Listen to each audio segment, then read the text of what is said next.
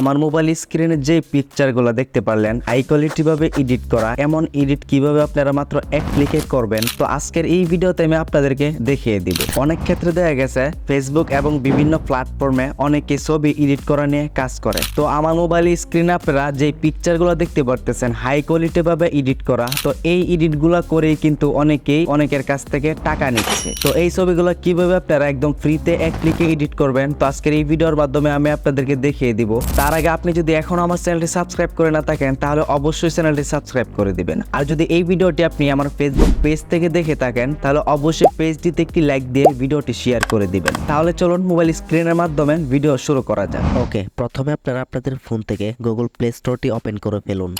এরপর এখানে সার্চ করুন ফটোরুম। এরপর এই অ্যাপ্লিকেশনটি আপনাদের ফোনে ইনস্টল করে ওপেন করে ফেলুন। ওপেন করার পর ঠিক এরকম একটা ইন্টারফেস শো করবে। এরপর স্টার্ট ফ্রম ফটো এটাতে একটা টাচ করে দিন। এরপর এখানে দেখতে পারবেন গ্যালারি নামে একটা অপশন আছে, এই অপশনটিতে একটা টাচ করে দিবেন। এখানে টাচ করে দেওয়ার পর সরাসরি আপনার গ্যালারিতে নিয়ে যাবে। এখান থেকে আপনার পছন্দের ছবিটা এখানে ইম্পোর্ট করে দিবেন। ইম্পোর্ট করে দেওয়ার পর আপনার ছবির ব্যাকগ্রাউন্ডটা অটোমেটিক ভাবে রিমুভ হয়ে যাবে। ব্যাকগ্রাউন্ড রিমুভ হওয়ার পর এরকম একটা ইন্টারফেস শো করবে। এরপর আপনারা এখানে দেখতে পারবেন ইনস্ট্যান্ট ব্যাকগ্রাউন্ড এটাতে একটা টাচ করে দিবেন। এখানে টাচ করে দেওয়ার পর কিন্তু অনেকগুলো অপশন চলে আসবে এবং অনেকগুলা ছবি এডিট করার অনেক টেমপ্লেট চলে আসবে। তো এখান থেকে অনেকগুলো টেমপ্লেটের ভিতরে আপনার যেই টেমপ্লেটটা পছন্দ এবং যেই ব্যাকগ্রাউন্ডটা পছন্দ সেই ব্যাকগ্রাউন্ডের উপর একটা টাচ করে দিবেন। তো আমি এখান থেকে এই ব্যাকগ্রাউন্ডের উপর একটা টাচ করে দিচ্ছি।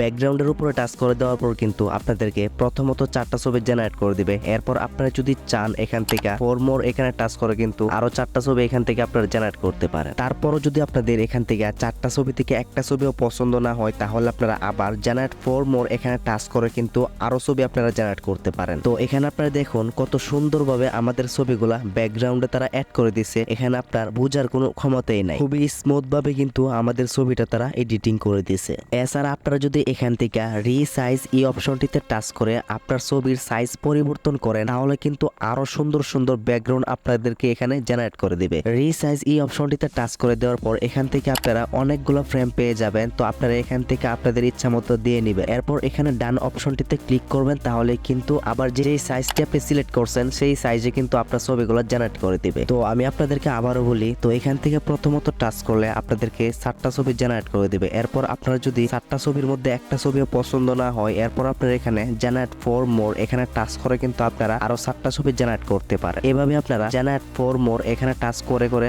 আপনাদের ছবিগুলো অনেক ভাবে ব্যাকগ্রাউন্ড গুলো ক্রিয়েট করতে পারেন। এখন আমরা এই টেমপ্লেটটি থেকে বের হয়ে যাব। এখানে আরো অনেকগুলো টেমপ্লেট রয়েছে, তো এখান থেকে আমরা আরেকটি টেমপ্লেট ইউজ করব। এরপর আপনারা এখান থেকে একটু স্ক্রল করে নিচের দিকে যাবেন। এখানে দেখতে পারবেন সানসিট নামে একটা অপশন আছে, এই অপশনটিতে একটা টাচ করে দিবেন। এখানে কিন্তু অনেক সুন্দর সুন্দর ব্যাকগ্রাউন্ড পাওয়া যায়। তো আমি যেই ফটোরুম অ্যাপ্লিকেশনটি ইউজ করি এটা যদি আপনারা ইউজ করতে চান তাহলে আপনারা আমার ভিডিও ডিসক্রিপশন বক্সে আমার টেলিগ্রাম চ্যানেলের লিংক দেওয়া থাকবে, ওইখান থেকে আপনারা টেলিগ্রাম চ্যানেলটিতে জয়েন হয়ে আপনারা অ্যাপ্লিকেশনটি ডাউনলোড করতে পারেন। ফটোরুম ব্যাকগ্রাউন্ড জেনারেট করার জন্য এখানে আপনারা একটা টাচ করে দিন। এরপর আপনাকে 4টা ছবি তারা জেনারেট করে দিবে প্রথমত। এরপর আপনাদের এখান থেকে যদি একটা ছবিও ভালো না লাগে তাহলে আপনারা এখানে ফর মোর এখানে টাচ করে আরো 4টা ছবি জেনারেট করতে পারেন। তো এখানে আপনারা জাস্ট একবার দেখুন ছবিগুলোর ব্যাকগ্রাউন্ড কত সুন্দর করে স্মুথ ভাবে তারা আমাদের ফেসের সাথে তারা অ্যাডজাস্ট করে দিছে, এখানে বোঝার কোনো ক্ষমতাই নেই। এরপর আপনারা যদি এখান থেকে এখানে রিসাইজ এই অপশনটিতে টাচ করেন আপনাদের ফটোর সাইজগুলো যদি আপনারা এখান থেকে পরিবর্তন করেন তাহলে কিন্তু তারা আরো সুন্দর সুন্দর ব্যাকগ্রাউন্ড আপনাকে ক্রিয়েট করে দিবে। তো এইভাবেই মূলত আপনারা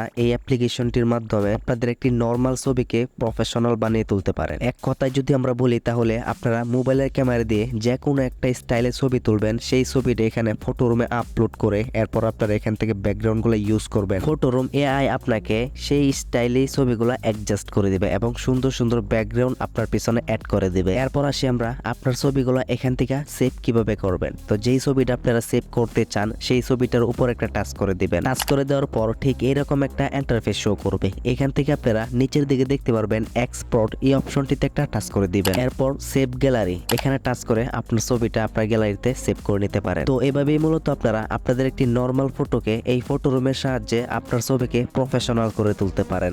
তো এই ছিল মূলত আজকের ভিডিও। তো ভিডিওটি যদি আপনার কাছে ভালো লাগে তাহলে অবশ্যই ভিডিওটিতে একটি লাইক দিয়ে ভিডিওটি শেয়ার করে দিবেন। তো আবারও দেখা হচ্ছে আপনাদের সাথে পরবর্তী কোনো ভিডিওতে। সেই পর্যন্ত সবাই ভালো থাকবেন, সুস্থ থাকবেন। আসসালামু আলাইকুম।